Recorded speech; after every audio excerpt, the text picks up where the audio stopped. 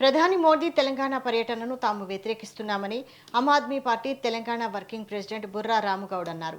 తెలంగాణ ప్రజలకు ఇచ్చిన హామీలు అమలు చేయకుండా రాష్ట్ర హక్కులను పక్కనబెట్టి కేవలం రాజకీయ ప్రయోజనాల కోసం ప్రధాని తెలంగాణకు రావడం ప్రజలను మోసం చేయడమే అని ఆరోపించారు.